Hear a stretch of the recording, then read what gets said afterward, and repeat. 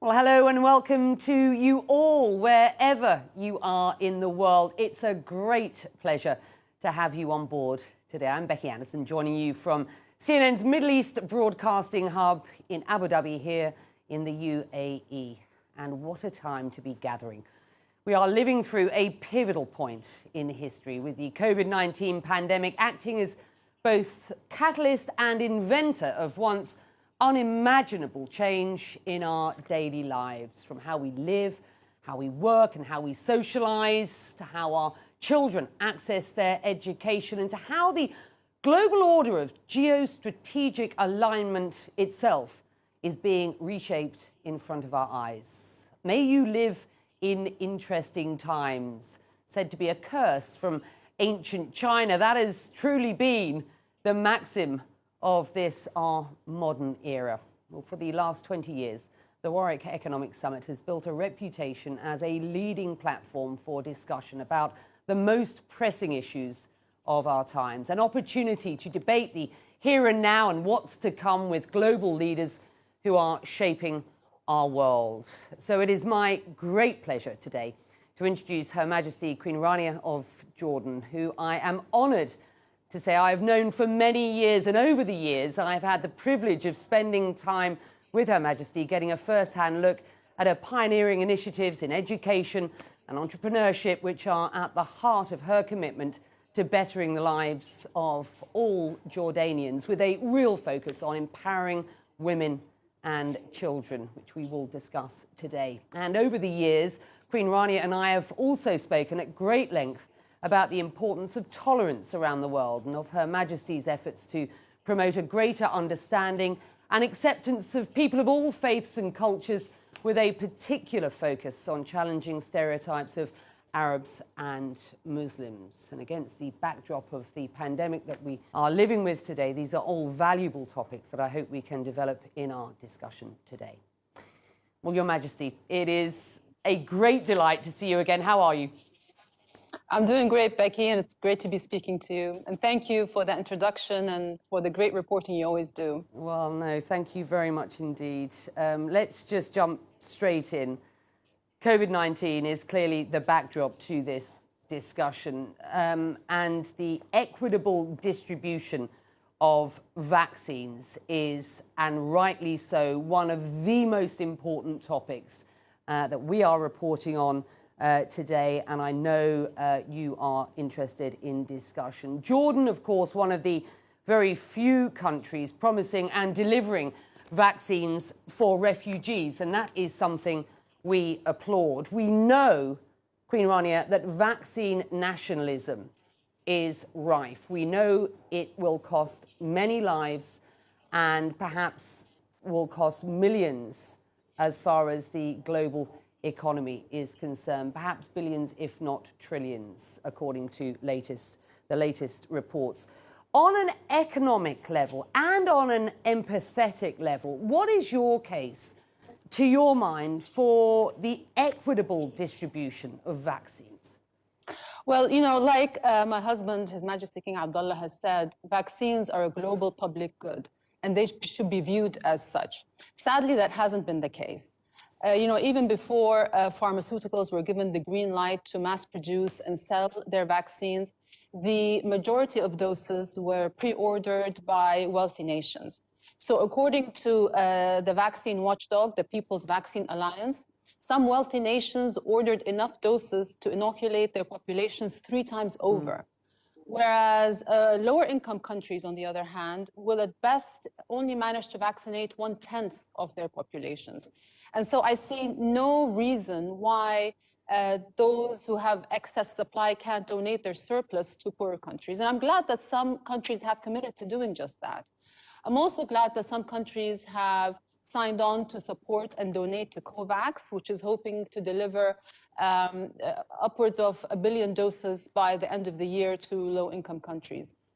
I think it's an imperative to make sure that vaccine equity is a priority for us, because, you know, we do have a cloud hanging over our heads, all of us, not just the poor nations. Whether you're wealthy or poor, whether you're a high income or low income nation, we have a cloud of unevenness over us. And this unevenness is not just in terms of how people have been impacted, some much more severely than others, but also on our ability to recover. So, like high-income countries are able to provide the economic stimulus, whereas lower-income countries and emerging markets do not have the fiscal space to provide liquidity to their economies, which will help them recover. And as a result, you're seeing if countries are unable to recover, then there's going to be instability and insecurity for all of us. And no matter how wealthy you are as an individual or as a nation, no amount of wealth will shield you from the real anger and hostility that's out there. I feel a very potent anger among people because of the inequality that we're seeing. This pandemic has really revealed and reinforced cracks in our world order, along lines of income inequality, gender inequity, social injustice, and you can't add health inequality on top of that, So it is absolutely imperative that we really address these issues. If we're not motivated from a moral or ethical responsibility, then at least we should be motivated from a global health standpoint. We're all in a race against a pandemic, not against each other. And it's not a cliche to say that until all of us are safe, none of us are safe.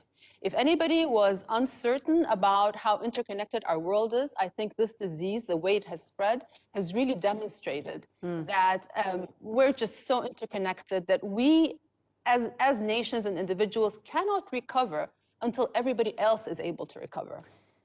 While children around the world, wherever they live, be it the developed or developing, the richer or poorer nations, have been impacted by this pandemic. But the issue of education inequality lies at the heart of much of what you and I have discussed over the years and has been exacerbated by the current crisis. You and I, as I say, have been discussing education for years. I just want to play a brief clip of us speaking more than 10 years ago, back in 2009. Have a look at this. There are 75 million children who are not going to school. 41 million of them are girls. These are girls who are out of school. They're out fetching water. They're out farming fields, out weaving carpets, out getting married early. When we think of girls, we think of them as being soft and vulnerable, and that they might not be the solution necessarily to the world's toughest problems, but they really are. Educating a girl gives her self-respect and self-confidence. She gets married later in life, has fewer children, has a healthier family, works to build a more prosperous community. So they could be part of the solution.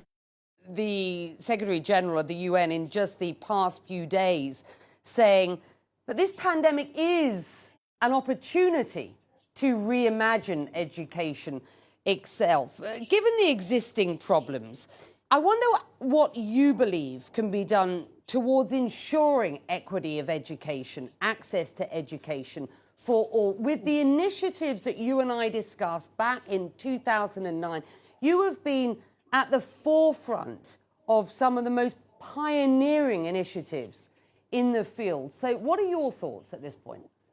Well, firstly, I think COVID-19 has caused the greatest disruption to education in human history, with school closures affecting upwards of 1.6 billion learners around the world. Even in the best of times, access to education has never been fair. But the disparities that we're seeing today, both within and across countries, are quite staggering. A child's fate literally hinges on which side of the digital divide they fall, and far too many, millions in fact, are falling on the wrong side. During lockdowns, most of the governments, around 70% of them, offered some kind of remote instruction. But according to UNICEF, around 460 million students were completely cut off from any kind of remote learning. And that's not surprising when you consider that 40% of the world's population does not even have internet access. Add to that the need for remote-ready classrooms and teachers, mobile infrastructure, and time and space at home, and the barriers to online learning just keep rising. And although online learning has really been a lifeline for many students around the world, until it is universally accessible, then it's going to continue to fall tragically short.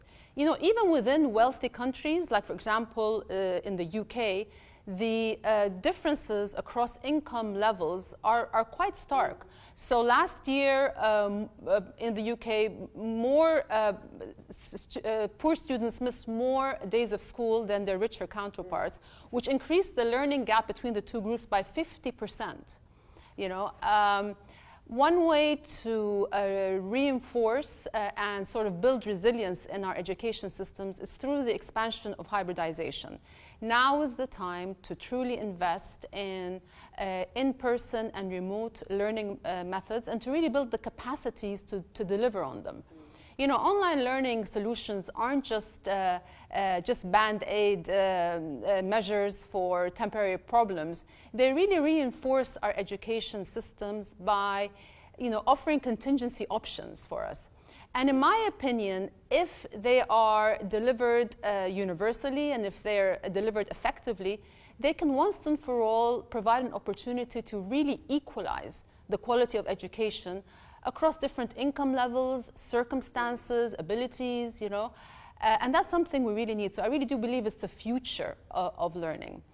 And I'd like to also mention that really as a global community, we need to prioritize closing the global education funding gap. Because UNESCO is warning that it's reaching $200 billion a year. Now that might sound like a lot, but when you think that it's only 10% of military global expenditure, I think there's no excuse for us not to make an effort to really close that gap. No, that's a very good point. You and I have also talked about the gender gap in learning and the learning disparities between girls and boys. And we know that the pandemic could really exacerbate those inequalities. And not just in the classroom, of course, but at work as well. A new report from McKinsey, Queen Rania, putting the differential between allowing regressive effects on women versus taking a proactive approach to advancing gender equality at around $14 trillion in 2030. That is the GDP of China, a huge number, and that will affect men and women alike. How do you see that lack of equality at work and also the overall transformation of our working lives as we move forward? Right. I think this pandemic has really upended the entire working population, but some things have remained painfully constant. And I think the barriers to women's employment have been holding strong. And even those women who are working are not receiving nearly the amount of support that they need. First of all, women are more likely to be employed in sectors that have been impacted by lockdowns. And when jobs are scarce, they're the first to be let go.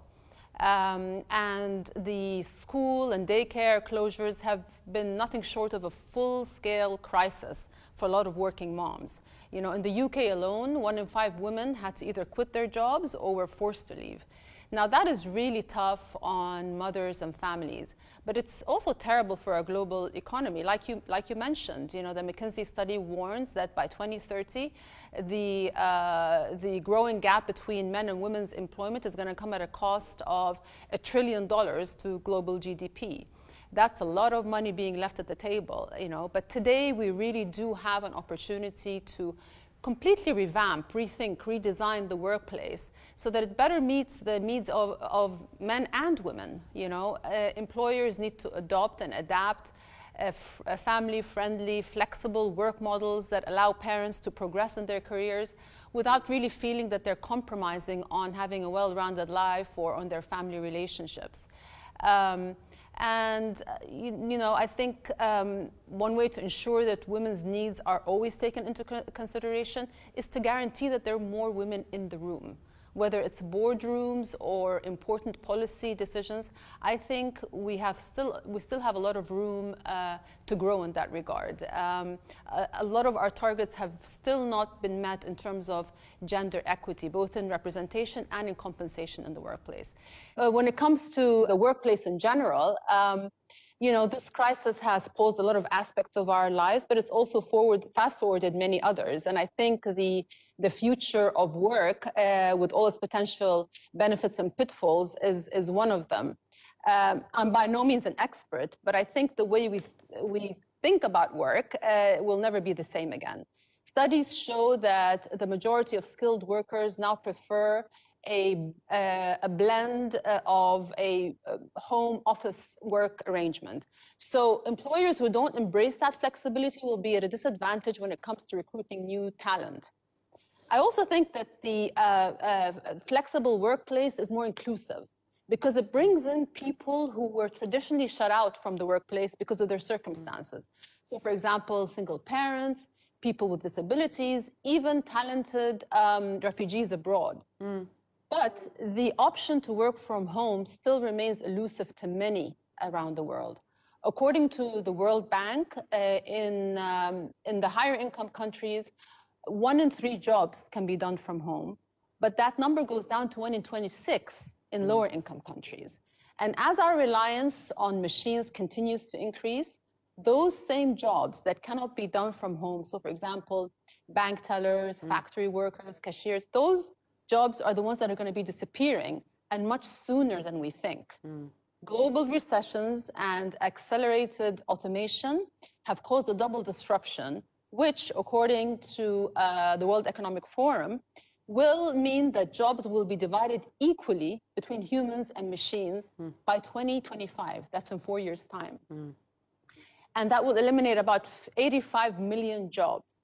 Now, we will be able to make up for these jobs in the green economy and in technology, but it means that we have to move very quickly to reskill and upskill our workers so that they remain relevant to the job market. So what this pandemic has done is that it's removed the luxury of time. The fourth industrial revolution is well underway with AI, genetic engineering, the Internet of Things, robotics making huge leaps. And so we really need to be careful to make sure that these technologies serve all citizens in human-centered ways. And we need to move very quickly to protect our more vulnerable workers. I wonder whether you think that as the poor are getting poorer, especially in developing countries, even such as Jordan itself, whether you believe we will see a further crisis for globalization, and just how effective do you believe leadership is and can be going forward, given that so much is under assault? Look, I mean, from the beginning of this crisis, everybody has suffered some kind of loss, whether it's a loss of opportunity, security, or worst of all, loss of loved ones. But this loss hasn't been felt equally. For some, the pandemic has been very disorienting, whereas for others, it has been truly devastating. So as some have said, we may be in the same storm, but we're not in the same boat. So for example, you're seeing some people enjoying the benefits of the rebounding global markets. But far too many people around the world are suffering from parallel pandemics of hunger, violence, illiteracy. In fact, for the first time in 20 years, extreme poverty is back on the rise. And so really this pandemic has shone a light on pre-existing cracks in our world order. It's really reinforced and exposed fissures along the lines of inequality, as I mentioned earlier, whether it's racial, gender, social injustice, and all these issues that we failed to address in the past. And again, this is creating a very dangerous, destabilizing situation for all of us. And so we can no longer just put these problems, these problems are not biodegradable. They're not going to go by themselves. So we need to be very serious about addressing these issues because there's a great divergence happening in our world. whether it's across geographies, income levels, generations. And this anger you cannot shield yourself. In an interconnected world, you cannot shield yourself from this anger. I would like to point out, however, that the spirit has also shown some of our strengths as an international community. So even though there is room for improvement, I think the global effort to try to combat and cure this virus has probably been the most coordinated worldwide response to any crisis in human history. So if we take the development of vaccines, for example, I think it would have taken us years to get to this point had it not been for the coordination and the collaboration of the medical community. And so that was a really shining, undeniable example of how a crisis can fuel innovation, and how when we put our politics and national identities to one side and work towards a common goal, we can achieve so much for so many. So moving forward in a post-pandemic world, which spirit do we want to carry forward? Do we want to try and likely fail to go it alone? Or do we want to agree to make everybody's well-being our new bottom line and really try to work to achieve that? I think that we have a once-in-a-lifetime opportunity to try to reimagine new socioeconomic systems and to exercise bold and visionary leadership and create a new normal that provides opportunity for everyone. You know, I think we need a new North Star to guide economic policy, new metrics that go beyond just measuring GDP, but actually look at environmental and social criteria. The private sector have a big role to play. I know some companies are already heading in that direction, but they really need to institutionalize the practice of aligning corporate success with social progress. Again, integrating financial metrics with relevant non-financial criteria. For example, measuring greenhouse effects, gender equity, whether in terms of compensation or representation. All those things are incredibly important. Whatever normal we go back to, I know that we cannot go back to the old normal that left too many people behind. Because if we've learned one thing from this crisis is that we're only as strong as the weakest among us. So I don't think we should lose this opportunity to really try to right a lot of the wrongs in our world. And the last thing we need now is to just have these inequalities further deepened, because as I said before, this is going to be destabilizing for everyone. Queen Rania, you're making some very, very valuable points. And as we close this out, it's also good to hear your thoughts on how this can be an opportunity and one that may be an equalizer or more of an equalizer going forward. Finally, I do want to ask you a question, not as Queen Rania, but as a loving wife and devoted mum, which I know you are. How has your life changed for yourself and for your family? You know, look, I think everyone during this time will have felt a little bit detached or isolated. I think, you know, when our lives migrated online overnight, not even the most advanced networks could sort of protect us from feeling a little bit disconnected. And I know that loneliness became a parallel pandemic of sorts for many people.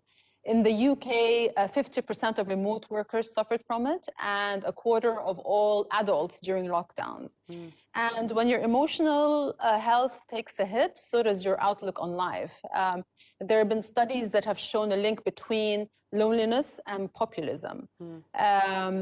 Because lonely people are more likely to view the world as a hostile place, which makes them easy targets for exploitation by populists who want to pit us against one another.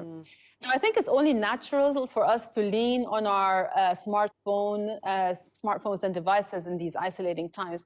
But I think our skyrocketing screen times have been part of the problem. And youth in particular are particularly vulnerable because you know, the unrelenting pressure from fast-paced media means that they're more likely to be exposed to hate and bigotry.